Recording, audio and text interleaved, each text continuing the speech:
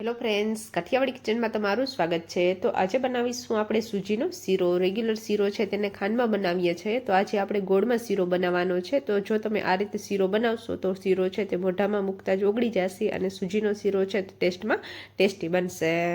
Sugar free સૂજીનો શીરો બનાવવા માટે વધારે ઇન્ગ્રીડિયન્ટ્સની જરૂર પડશે નહીં। રસોડામાં તમારી પાસે નાની વાટકી અવેલેબલ હોય તે વાટકીનું માપ તમારે સેટ કરી લેવાનું છે। વાટકીનું માપ તમે સેટ કરી લેશો તો સૂજીનો શીરો છે તે પરફેક્ટ માપ સાથે સહેલી રીતે બની જશે।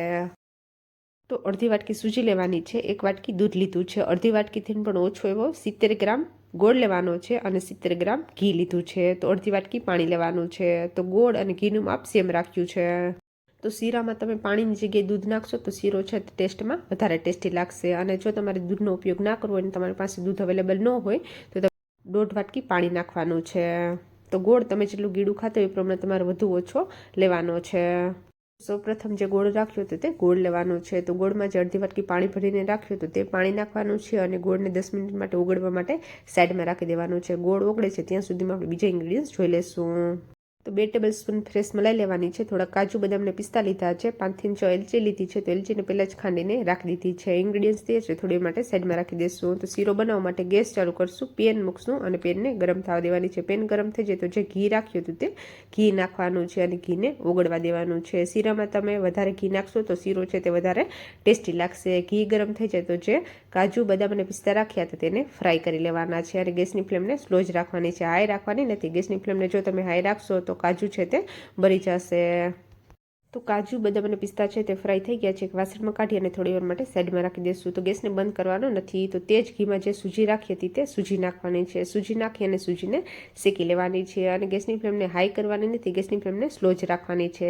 તો ગેસની ફ્લેમને સ્લો રાખી અને 5 મિનિટ સુધી સૂજીને શેકી લેવાની છે। સૂજીનો કલર ગોલ્ડન બ્રાઉન થાય ત્યાં સુધી સૂજીને શેકવાની છે। તો સૂજી શેકાઈ જશે તો ઘી છે તે આ રીતે છૂટું પડી જશે અને સૂજી છે તે ફૂલી જશે। સૂજી શેકાવાની સુગંધ આવશે અને આ રીતે બબલ્સ થાય એટલે સૂજી છે તે શેકાઈ ગઈ હશે। તો સૂજી શેકાઈ ગઈ છે, જે દૂધ રાખ્યું હતું તે થોડું દૂધ નાખવાનું છે, દૂધને આ રીતે મિક્સ કરી દેવાનું છે। દૂધ મિક્સ કરી અને ચા ગાળવાની જે ગાયણી આવે છે તે ગાયણી લેવાની છે અને તેમાં આ રીતે ગોળવાળું પાણી છે તે પાણીને આ રીતે નાખવાનું છે। પાણી નાખી અને પાણીને પણ આ રીતે મિક્સ કરી દેવાનું છે। તો ગોળ તમે જેટલું ગીડું ખાતો હોય એ પ્રમાણે તમારે વધુ ઓછો નાખવાનો છે।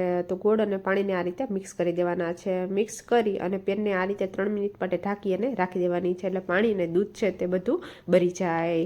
અને ગેસની ફ્લેમને મીડિયમ જ રાખવાની છે, હાઈ રાખવાની નથી। તો 3 મિનિટ થઈ ગઈ છે, ગેસને બંધ કરી દેવાનો છે।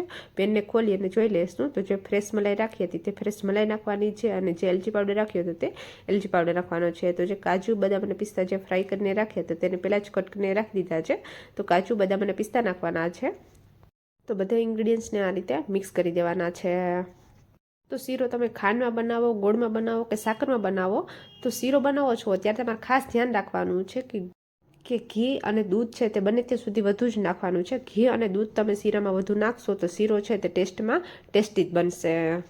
તો જે ખાંડવાળું ના ખાતા હોય તેને તમે એકવાર આ રીતે ગોળમાં શીરો બનાવી અને જરૂર ટ્રાય કરાવજો। અને જો તમે આ રીતે ગોળમાં શીરો બનાવ્યો અને તમારો શીરો ટેસ્ટમાં કયો બન્યો હતો તે મને કોમેન્ટમાં જરૂર કહેજો, કોમેન્ટ કરવાનું ભૂલતા નહીં। તો ગરમા ગરમ શીરાને પ્લેટમાં કાઢી અને ગાર્નિશિંગ માટે ફ્રાય કરેલા થોડા કાજુ બદામ અને પિસ્તા રાખ્યા હતા તે નાખવાના છે। રેસીપી સારી લાગી હોય, ચેનલમાં નવા હો અને ચેનલને સબસ્ક્રાઈબ ના કરી હોય તો ચેનલને લાઇક કરજો, શેર કરજો, કોમેન્ટ કરજો। નવી જ નવી રેસીપી જોવા માટે ચેનલને સબસ્ક્રાઈબ કરજો, સબસ્ક્રાઈબ કરવાનું ભૂલતા નહીં। ચેનલમાં નવા હો અને બેલ આઇકન બટનને પ્રેસ ના કરી હોય તો બેલ આઇકન બટનને પણ પ્રેસ કરી દેજો। રેસીપી સારી લાગી હોય તો રેસીપીને ફ્રેન્ડ સાથે શેર કરતા રહેજો। થેન્ક યુ, મળીએ આપણે નેક્સ્ટ રેસીપી સાથે।